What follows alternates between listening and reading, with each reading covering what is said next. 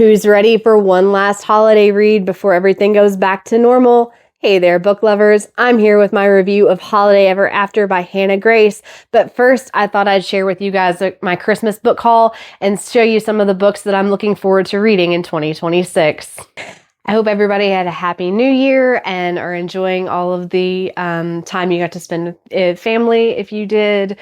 And enjoying any bookish gifts that you got over the holidays, especially if you got any new books. I know I certainly did, between being given a gift card for books and books that I got as gifts. I have a few reads that I'd like to share with you, just some things that I'm excited to read in the new year. And, so the first one I have is Well Matched by DeLuca. And I have mentioned this author at least once before on the channel. This is book 3 in this author's Well Met series. I have the first 2. I haven't read them yet, but they are definitely on my list to read. This one is about a single mother who has spent her entire life in the small town of Willow Creek. And now that she's getting ready to become an empty nester, she enlists the help of her friend to help fix up her house and get it ready to sell. In exchange, she becomes his fake girlfriend to kind of throw his family off, to get his family off his back about settling down and starting a family and that sort of thing. And she, as things progress, things start to feel a bit more real than fake. And this is a series that I have, like I said, it's been on my radar for a while. It's set in a town that has like a Renaissance fair every year, which sounds really cute. This is a fake dating, friends to lovers romance that sounds just really heartwarming, and I really can't wait to dive into this series. And next we have, in that same series, I actually managed to find book 3, and this is book 4 in the Well Met series by DeLuca called Well Traveled. It is about a high-powered attorney named Lulu who lives all she does is work, and she is actually the cousin of the main male character in the previous book, who introduces her to Ren fairs, and she jumps at the chance when she needs to escape from work, and goes to one and meets a guitarist who's kind of named Dex, who's kind of like the playboy of the Ren fair. And they kind of get thrown together and end up being traveling companions for the summer and end up falling for each other. Again, this sounds like another cute little rom-com. I am really excited to have all 4 books in the series now. So I definitely am interested in reading all of these, including the 2 that I just got. And I will have to let you guys know what I think for sure.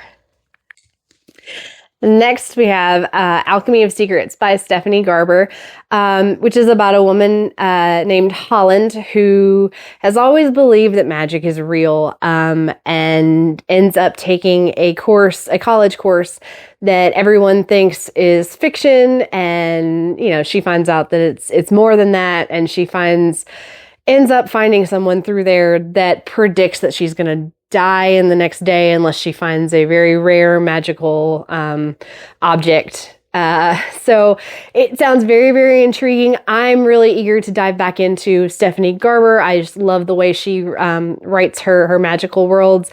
I've read her Caraval series and the spin-off series to that, the Once Upon a Broken Heart. This sounds very, very different from either of those. But I'm, like I said, really, really interested to dive into this one. So I will definitely have to let you guys know what I think.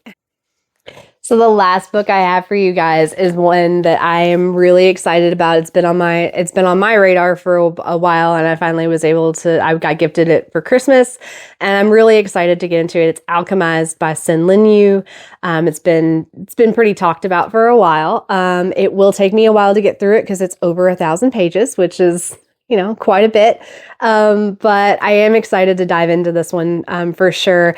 This is about a woman who was part of the resistance in the war in her world that they lost. And the world is now ruled by a corrupt guild class of necromancers and dark magic wielders. And she is a prisoner.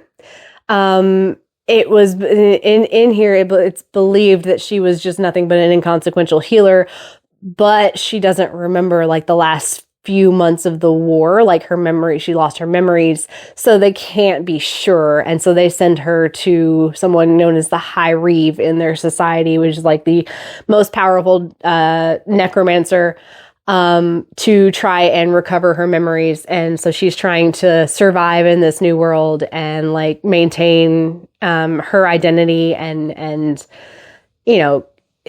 protect herself from her captors, and also trying to recover memories that she would like to have recovered herself, but doesn't really want secrets shared with her enemy.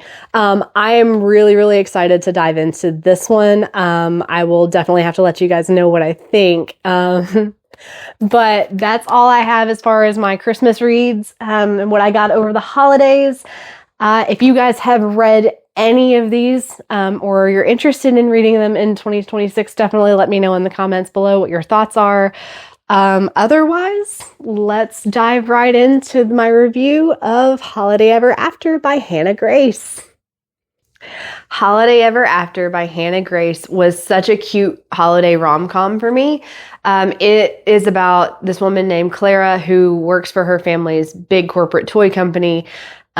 She has to go to a small town of Fraser Falls to correct a big PR disaster. And the reward for her fixing this mess that, she didn't create, but she's being asked to fix it for the company is that she will get a promotion and get to move up in the company, which is really what she wants. And so she goes to the town trying to, smooth things over. And it's very obvious very early on that nobody wants her there. Nobody trusts her because they know she's from the big company that's caused a big mess. And she kind of sets out to win the town over and earn their trust and, try to smooth things over and make things right. And along the way ends up falling in love with the small town toy maker carpenter, Jack, who is the primary person who doesn't want her there, and is very, before he knows who she is, they hit it off. There are sparks, and then he finds out who she is and doesn't trust her and wants her gone. It was just it really read like a holiday Christmas movie to me, which was a very nice cap on the Christmas season for me to read this one and finish it up. And I really did enjoy this one. I really enjoyed the characters in this book, and I know that I say that every time when I do a review, but as I've said before, I'm a character-driven reader, so if the characters are well written enough, and there's a way for me to relate to them and connect with them in any way, that's usually what I latch onto. It's how I am able to enjoy the book more and kind of connect with them as they move on to their journey. And this one was no different. I really, really enjoyed the way, the growth that both Clara and Jack went through in this book. Clara, by the end of the novel, learns a lot about herself, comes to realize a lot about how she's been treated by her family over the years, in her professional life, and really learns a lot about her value and what she's worth and how she's not been treated the way she deserves and not been valued in areas that she should be.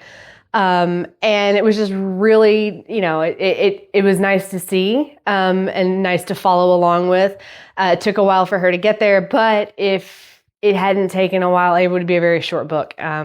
She had multiple characters telling her throughout the novel, and it did just take her a while to like see it for herself, which I think is relatable, because I think a lot of us, have stuff that people tell us that we don't want to listen to the first time around, and it takes us a little while to get there. So I think that was something everybody can relate to. Jack, he learns that, he's kind of the town helper. Like, he's the one everybody in this small town calls for help with any little problem. And so he feels like he has to fix everything. But it's like he comes to realize that that's something he's put on himself. And that's not really like something that the townspeople expect. He's just he's doing it to make up for past wrongs as a kid. And it was really nice to see him come out of that and realize that he doesn't have to do everything, and like he can take a break, and that's okay. He's not letting anyone down if he does, or if he asks for help, like if he needs, because there's a good part in there where like he does legitimately need help from the town, and Clara helps him kind of design a system to where he's getting help fulfilling role duties and roles and stuff, and it does take him a little while to get there, but again he does get there, and it's really nice to see that character growth and that change as you're reading. It just kind of adds to the reading experience for me. This was actually my first Hannah Grace novel, which, as I've said before, I own her Icebreaker series, but I haven't gotten around to reading it yet. I do know that from reputation that like Icebreaker is a really good series, and she's a really good author. But this was, like I said, my first experience with her, and it won't be my last for sure, because I think her writing was very funny, very, very witty, very like simple, easy to read. It felt like you were reading the script for a holiday Christmas movie that I know we've all probably watched over and over this holiday season. And I mean, I know I try to every holiday season. So that's what it felt like. And I think that was really impressive for her to be able to do. There were lots of instances that like made me laugh while I was reading. It was just very, very enjoyable writing for me to read through. I really enjoyed this author, and will definitely pick up more of what she's written in the future. So there was some spice in this one. It was a spicy rom-com, just, my usual disclaimer. If you're not a huge fan of spice in your romance novels, you might want to give this one a pass, or skim over the parts that are spicy. This was interesting for me because I expected more spice, just given the reputation that I've heard, like I said, about what I heard about from Icebreaker, and just about this author. Not having read Icebreaker before, going into this, I expected this to be spicier. I don't know if Icebreaker is spicier than this one, so I don't have anything to compare it to other than just reputation and what I've heard. But there were a lot more closed door scenes where the spice was alluded to but not shown, which was not a problem, and that might be a good thing for some people who aren't huge fans of spice but still want to read this book.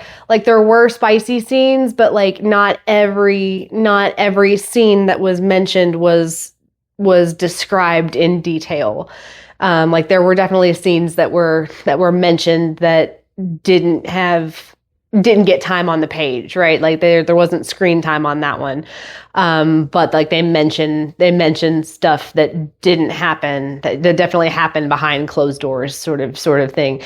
But right, there was some spice. It was a lower level of spice than I was expecting, which again might be good for people who are not huge fans of spice.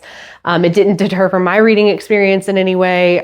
Hopefully that will be helpful to someone out there. But yeah, as always, just wanted to put that disclaimer in there. So overall, I would give Holiday Ever After by Hannah Grace 4 out of 5 stars. I really enjoyed this one. It was a very sweet, funny, spicy rom-com that was just the perfect end to the holiday season and my holiday reading experience for me this year. I would definitely recommend it to anybody, especially if you're already a fan of Hannah Grace. But if you haven't read any of her books and maybe prefer something that's not on the super spicy side, this one would probably be a good start. If you don't mind reading a holiday book after the holidays, I know some people tend to read them year round, and some people may even still read them for a little bit into January, whatever your preference. But yeah, if you guys have read this one, definitely let me know in the comments. If you have read any of the other books that I covered earlier in this video, or you're interested in them and have like thoughts on them, please let me know in the comments what you guys think, because I'm eager to get into those this year. And definitely let me know what you're looking forward to reading in 2026, what releases you're looking forward to coming out, what you're planning to read. For those of you who are interested in finding out what's next on the channel, be sure to be on the lookout for my review of Dark Shores by Danielle L. Jensen. I'm really excited about this one because I'm a huge fan of this author. I've read her other series, including her Bridge Kingdom series, and really, really enjoyed them. This is book 1 in her Dark Shores series. It's about a young woman who is part of a race of people who are the only ones who know how to cross the endless seas and reach the dark shores across the world. And when a senator of the empire finds out that there's a way to cross those seas safely, she and her crew get captured and have to help a soldier and his men cross to the dark shores and with the goal of conquest. And so she has to help basically her people's secret is out and she has to help them to survive, and is trying to find a way to do that while also still being able to save her people once they get across the sea. I really can't wait to share my thoughts with you guys on this one. Let me know in the comments if you guys have read, any of the books that I mentioned today, what your thoughts were, and feel free to share, what your reading goals are for 2026, what you're excited for, what you're looking forward to reading, what you're reading now, in the new year. But that's all I have until next time. See you guys next time, and happy reading.